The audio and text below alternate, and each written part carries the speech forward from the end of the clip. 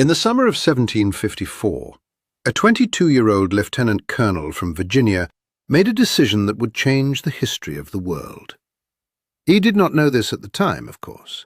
He was standing in a muddy clearing in the Pennsylvania wilderness, rain soaking through his uniform, surrounded by the bodies of men he had just ambushed.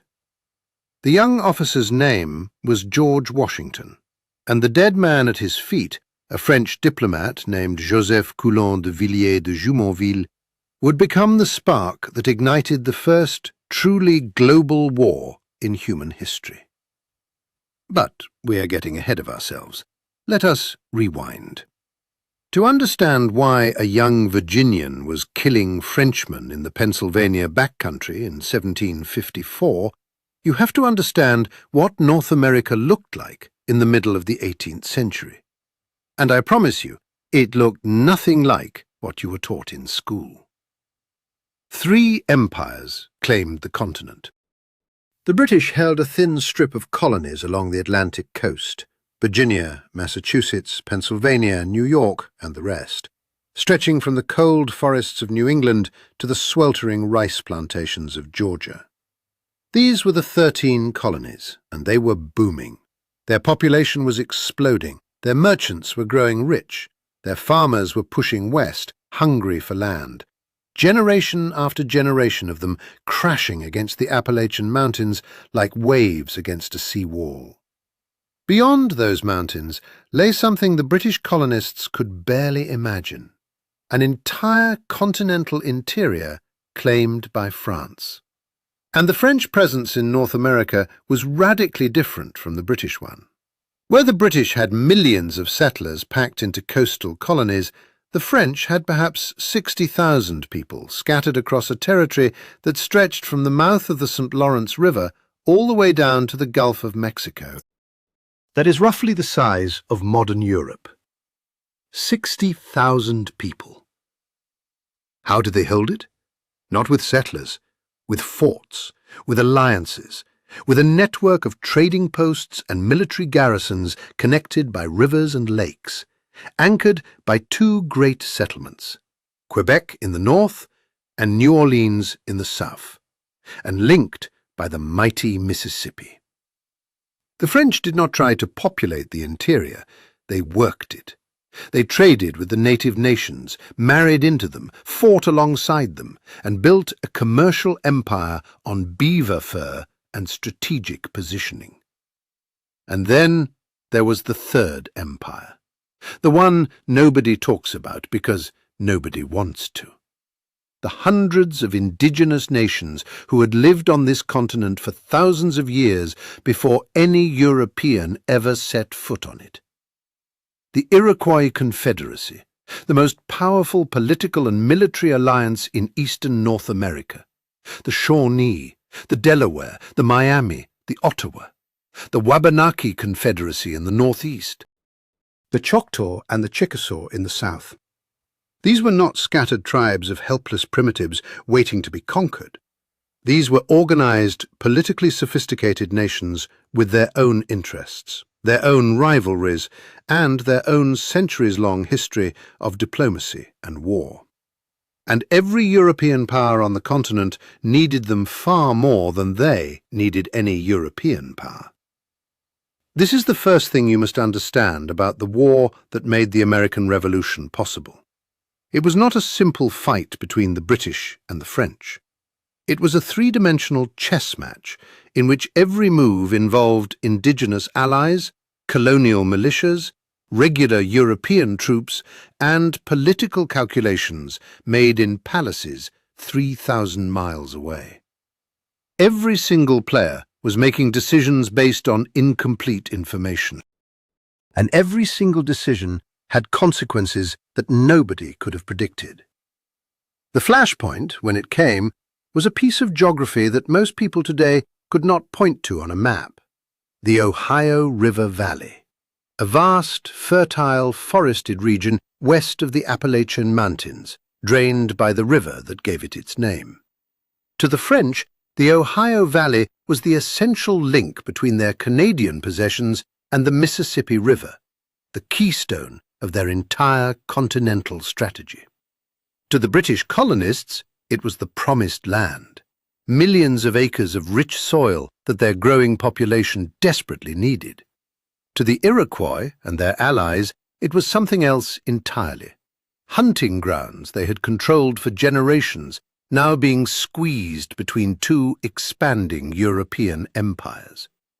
In 1753, the governor of Virginia, a man named Robert Dinwiddie, received alarming reports that the French were building forts in the Ohio country. Forts that would effectively cut off Virginia's western expansion before it had even begun. Dinwiddie was a man of action, and he was also a man with a significant personal financial stake in land speculation in the Ohio Valley. He needed someone to deliver a message to the French commander demanding that they withdraw. He chose a young surveyor and militia officer named George Washington. Yes, that George Washington. At 21 years old, Washington was tall, strong, ambitious, and burning with desire to prove himself. He had never commanded men in battle. He had never seen combat of any kind. But he knew the wilderness. He had spent years surveying the Virginia frontier, sleeping in the open, negotiating with native peoples, learning how to survive in country that killed less experienced men every winter. And he wanted glory. He wanted it desperately. In the winter of 1753, Washington led a small expedition deep into the Ohio country, through freezing rain and snow, to deliver Dinwiddie's ultimatum to the French at Fort Le Boeuf. The French commander received him politely, read the letter, and then politely told him that the Ohio Valley belonged to France and that no English governor was going to tell him what to do. Washington wrote down every detail of the French fortifications, noted their strength, and then made a harrowing return journey through the dead of winter, nearly drowning in an icy river when his raft capsized. This was his first mission, and he had failed at its stated objective, but succeeded spectacularly at its real one. He had seen the French positions, he had counted their men, and he had made a name for himself. Dinwiddie promoted him to lieutenant colonel and gave him command of a new expedition. This time, the mission was not to deliver a letter. It was to build a fort at the forks of the Ohio River, the strategic junction where the Allegheny and Monongahela rivers meet to form the Ohio. The exact spot where the modern city of Pittsburgh now stands. Washington marched west with about 160 men, but before he could even reach the forks, he received devastating news. The French had gotten there first. 1,000 French soldiers and their native allies had arrived at the unfinished British fort, surrounded it, and calmly informed the British commander that he had 1 hour to leave or be destroyed. The British had no choice. They abandoned the position. The French built their own fort on the site and named it Fort Duquesne. Washington now faced an impossible situation. He was outnumbered. He was deep in contested territory, and he was a 22-year-old with no combat experience, commanding a force of colonial militia against the most powerful professional army on the continent.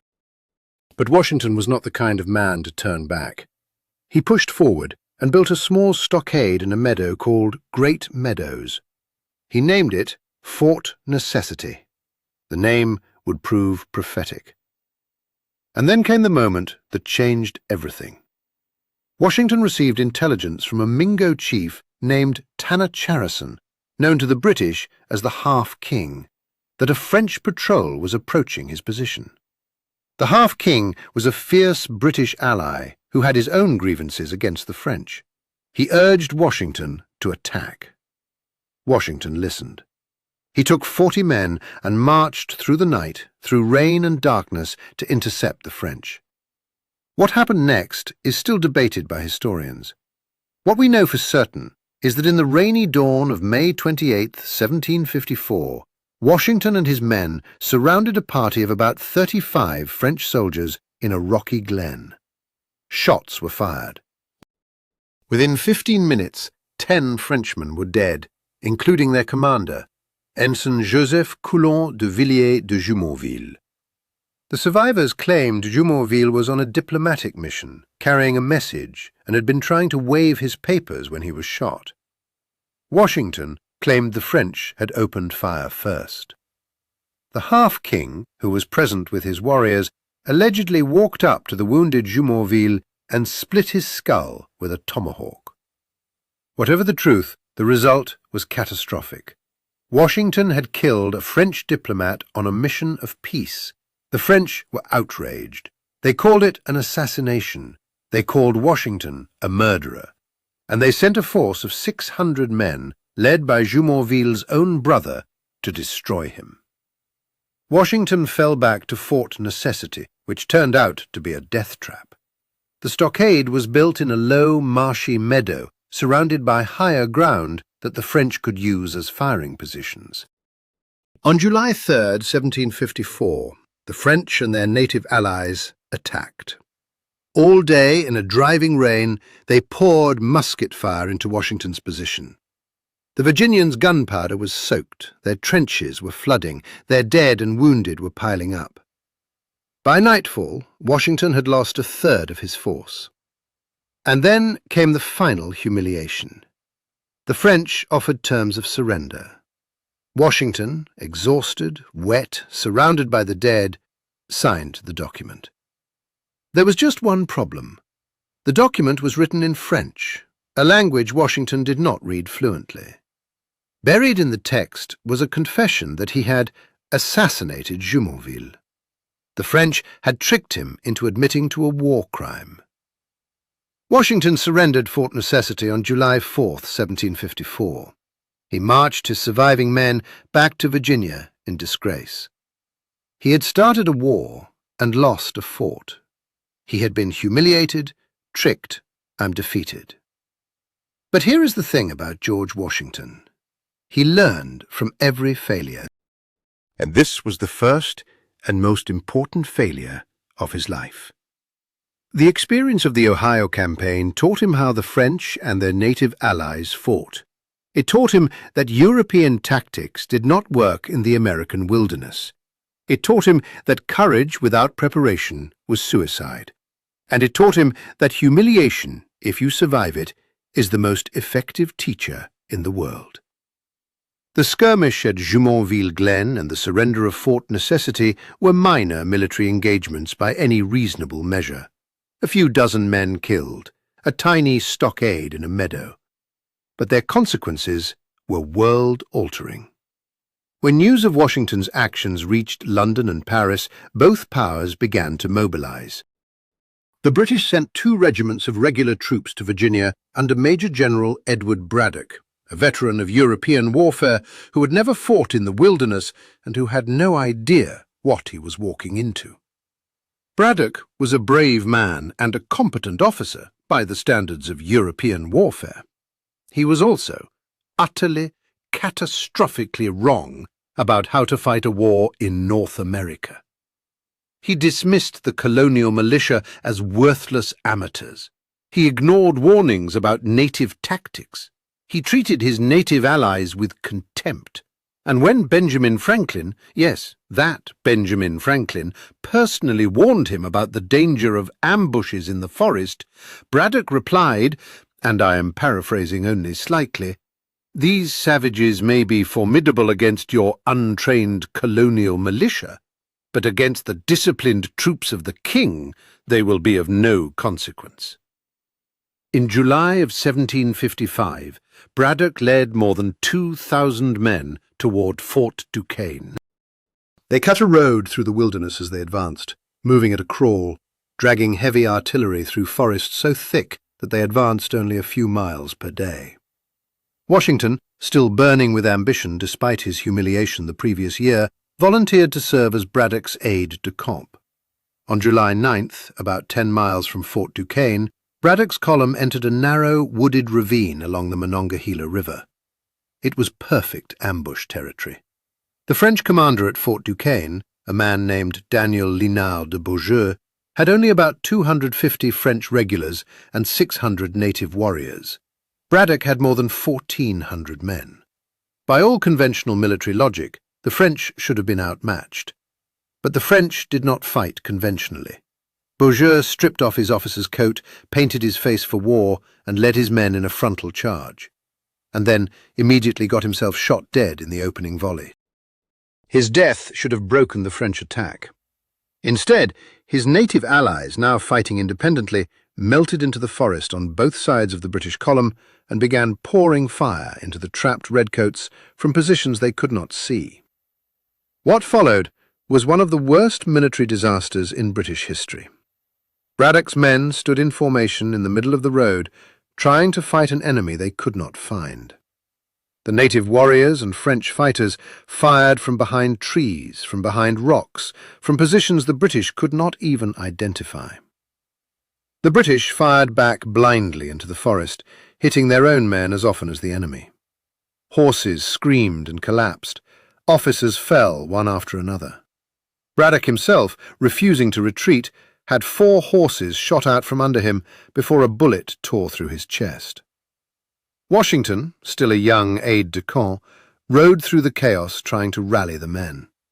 He had 2 horses shot from under him.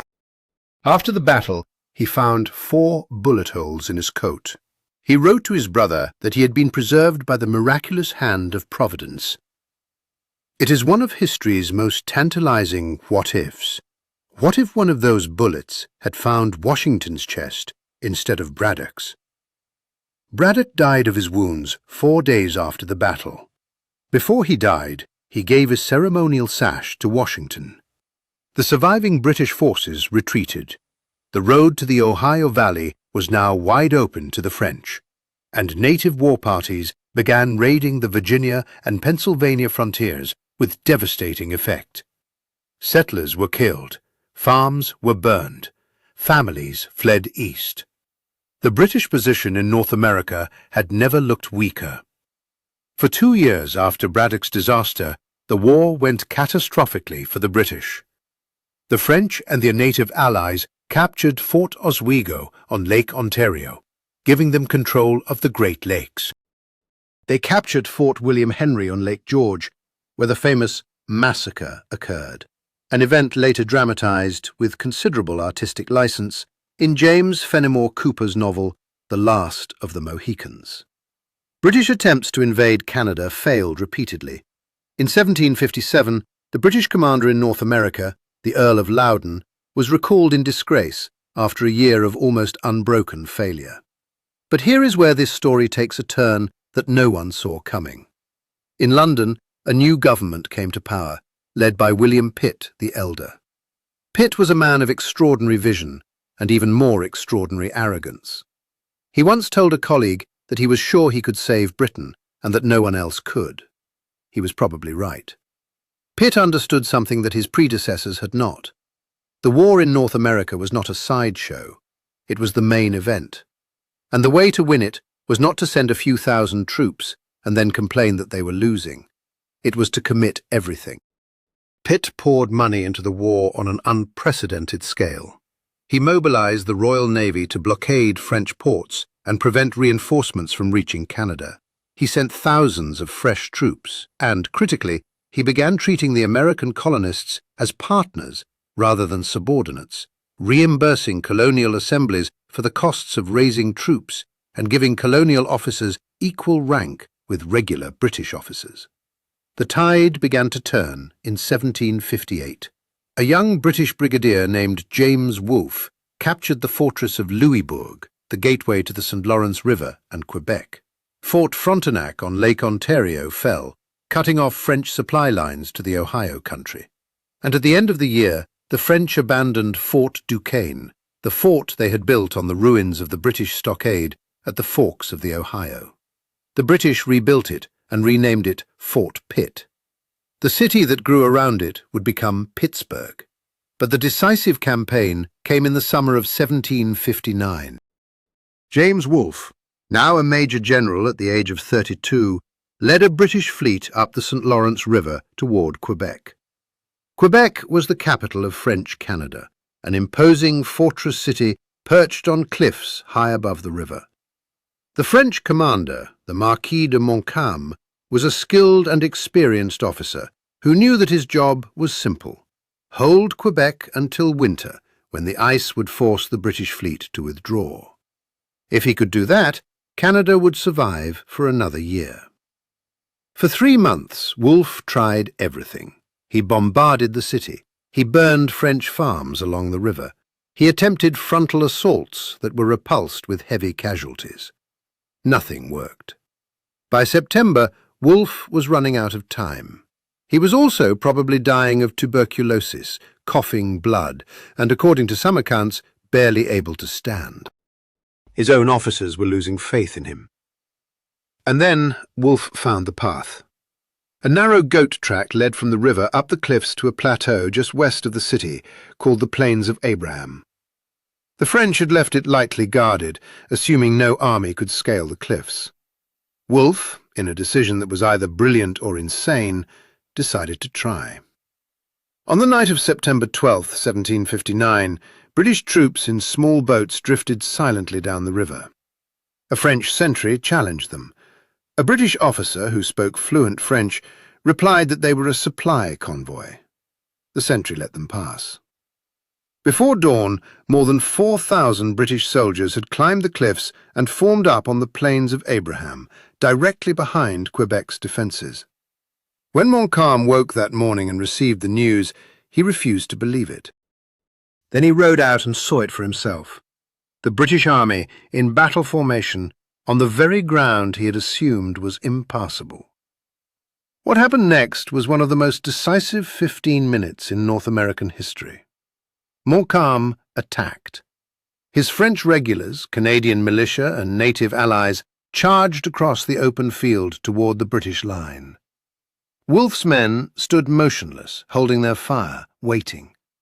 At 40 yards, the British opened up with volley after volley of disciplined musket fire. The French line shattered. The entire battle lasted less than a quarter of an hour. Both commanders were mortally wounded. Wolfe, shot 3 times, died on the field, his last words reportedly expressing satisfaction that the French were running. Montcalm died the next morning, reportedly saying he was glad he would not live to see the British occupation of Quebec. 5 days later, Quebec surrendered. The fall of Quebec did not end the war, but it decided it. The following year, the British captured Montreal.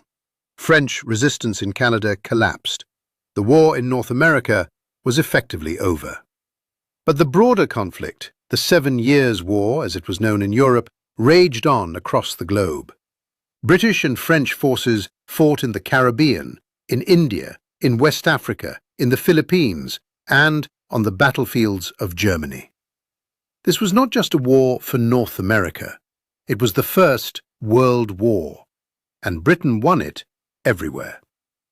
The Treaty of Paris, signed in February of 1763, reshaped the map of the world. France surrendered all its claims to Canada and all its territory east of the Mississippi River to Britain.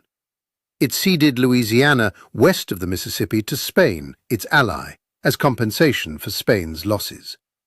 France, which had entered the war as the dominant European power in the Western Hemisphere, was now essentially eliminated from the continent. Britain had won an empire. And this is where the story becomes deeply, darkly ironic.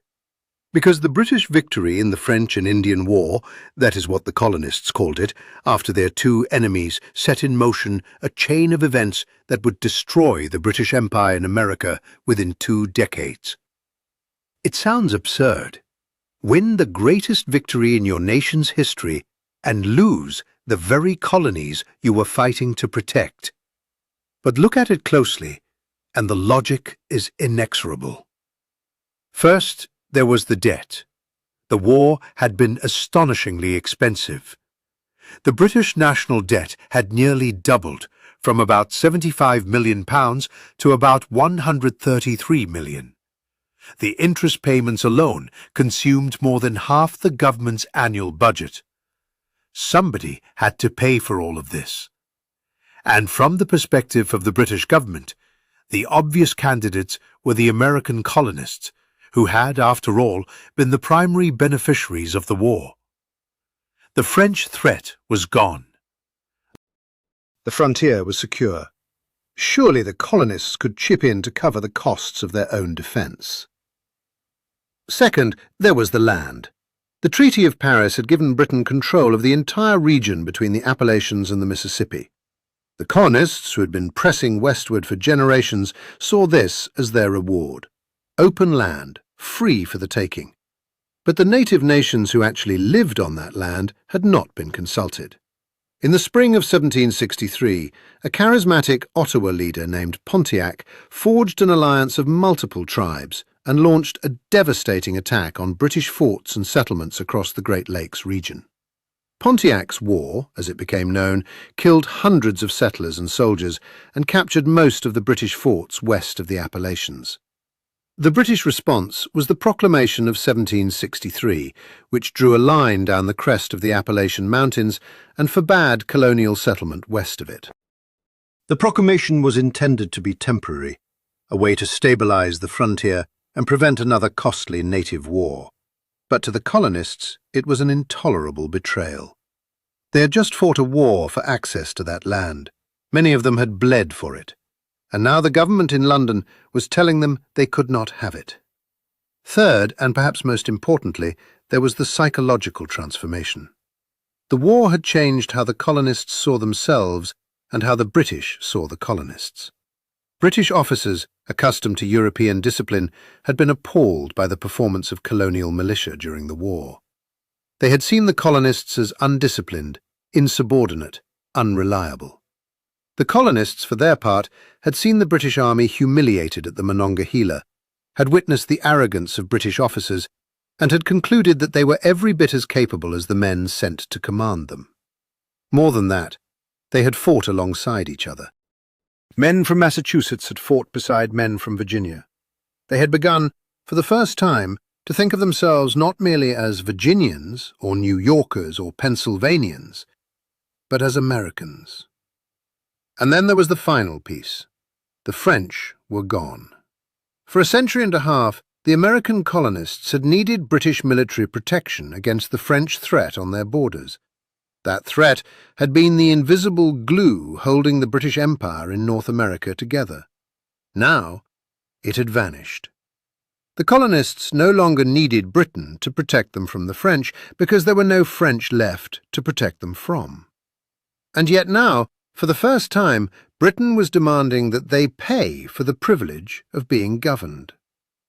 You can probably see where this is heading.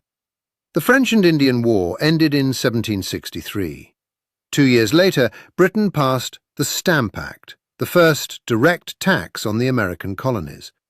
The colonists erupted in fury. No taxation without representation. The Stamp Act was repealed, but replaced with new taxes. The Townshend Acts, the Tea Act. Each new tax deepened the rift. Each confrontation pushed the colonists closer to the edge. In 1770, British soldiers fired on a crowd in Boston, killing 5. In 1773, colonists dumped British tea into Boston Harbour. In 1775, shots were fired at Lexington and Concord. The American Revolution had begun. And the man who stood at its head, the commander of the Continental Army, was the same young Virginian who had started this entire chain of events 21 years earlier in a rainy Pennsylvania glen. George Washington had grown from a humiliated young officer who had surrendered his only command into the man who would lead a nation into existence. He had been forged in the disasters of Jumonville Glen, Fort Necessity, and the Monongahela. He had learned patience, resilience, and the terrible cost of underestimating your enemy. The French and Indian War is usually treated as a footnote in American history classes, a brief prelude before the main event. But that is a profound misunderstanding. The war did not precede the American Revolution. It created the conditions that made the American Revolution inevitable. Every grievance that sparked the rebellion, taxation, territorial restrictions, the arrogance of British rule, the stifled desire for Western expansion, traced its origin to the war that Britain had won so decisively. Here is the final irony, and it is one worth sitting with. The British leaders who launched the war in 1754 thought they were defending the American colonies from French encirclement. They thought they were securing the future of the British Empire in North America. And they succeeded. They won a total victory. They drove the French from the continent. They built the largest empire the world had ever seen. And in doing so, they created the nation that would eclipse them.